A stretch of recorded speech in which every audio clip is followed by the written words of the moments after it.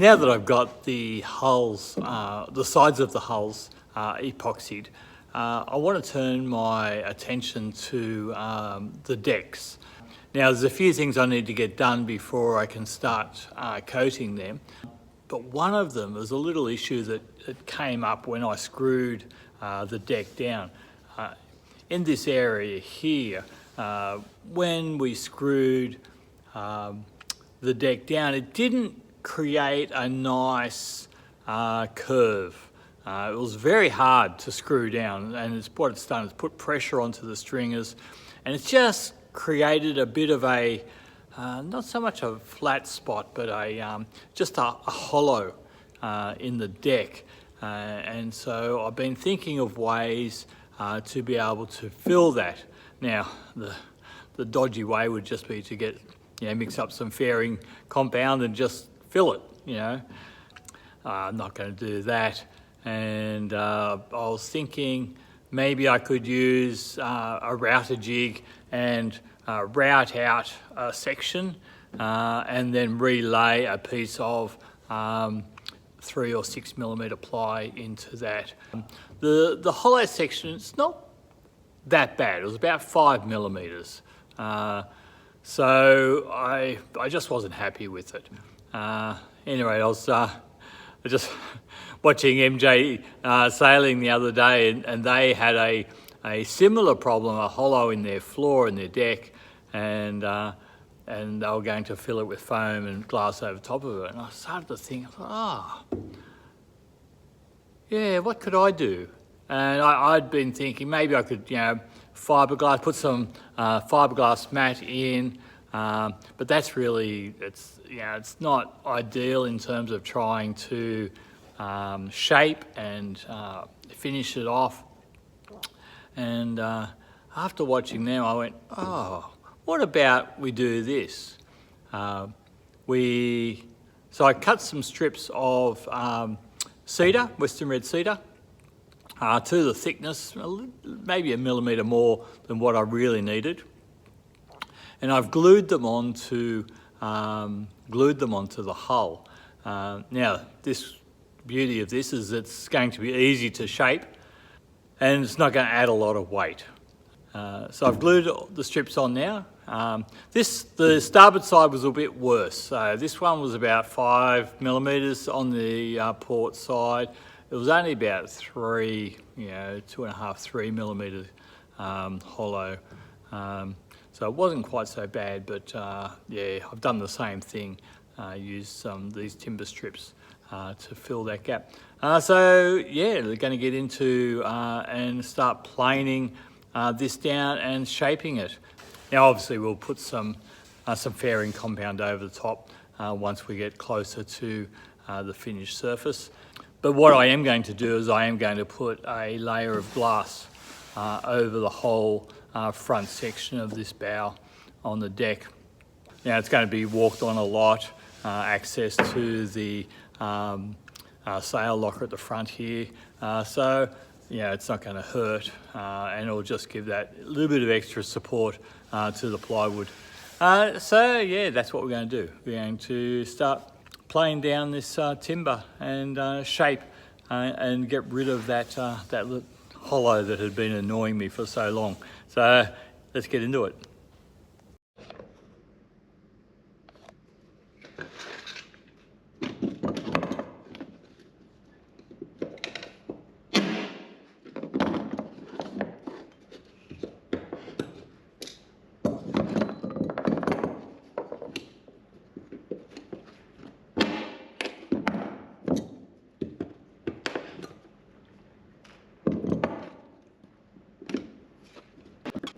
I thought by putting the staples through some plywood would help in getting the staples pulled out, but gee, they were really tough to get out.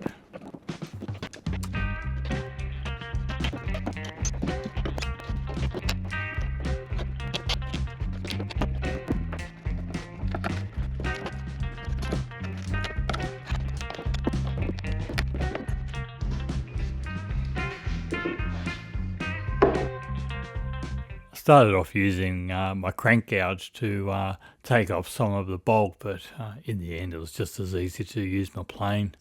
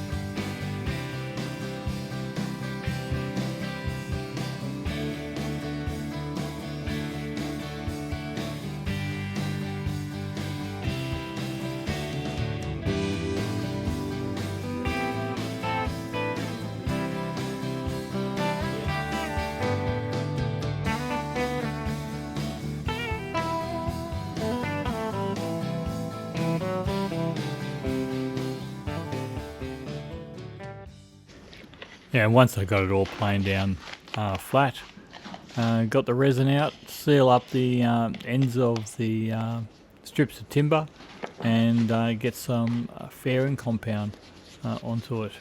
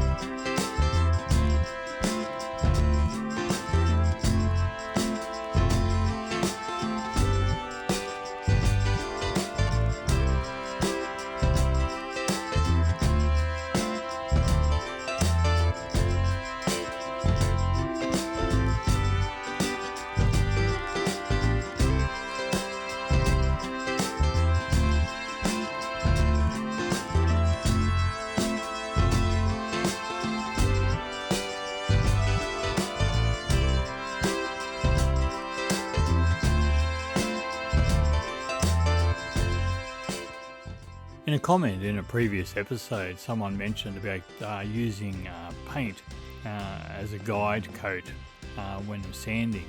Well, I found that 3M actually make a product that's a powder. So there's no waiting for paint to dry or anything like that, and yeah, it works really well.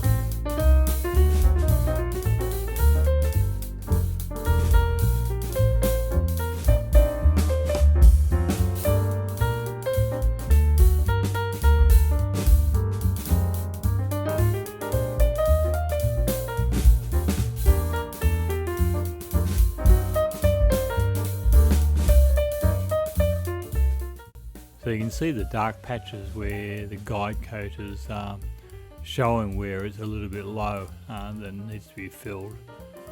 I remember many years ago when I was 21, a friend of mine offered to spray my car for me as a wedding present, and of course I helped him out, and we used a guide coat like this powder when we were sanding the car down to get it ready for spraying. So yeah, worked really well and made life pretty easy.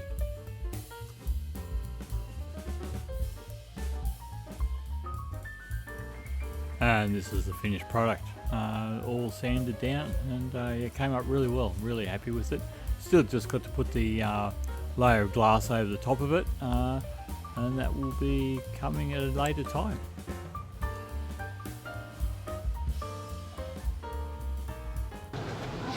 Well, I've been doing something a little bit different the last few days.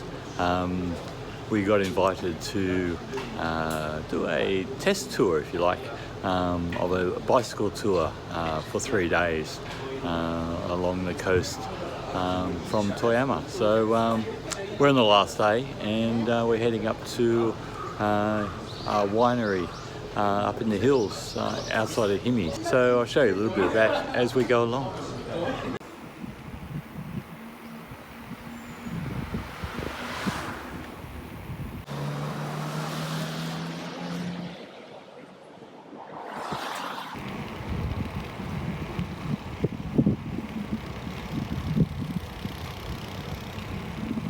Part of the tour, we've got to stop at this sweet shop. This shop has been operating for 140 years, and Meg got a chance to test out her artistic skills. This street actually suffered quite a bit of damage in the New Year's Day earthquake,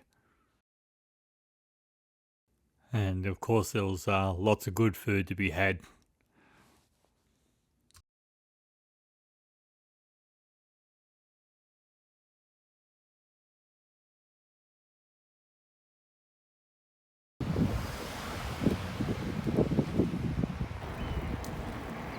That's where we're heading, up the hills.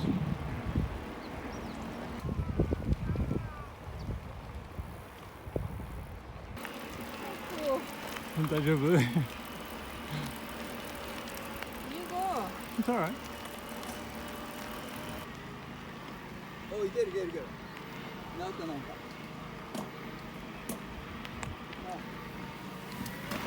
Oh, yeah. Always helps to watch where you're going, I suppose, instead of watching the camera.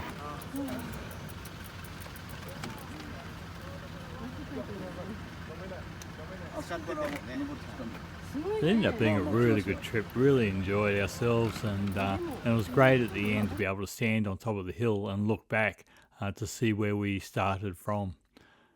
Brings us to the end of the video. Hope you enjoyed it, and as always, leave a comment, and love talking to you guys, and we'll see you in the next video.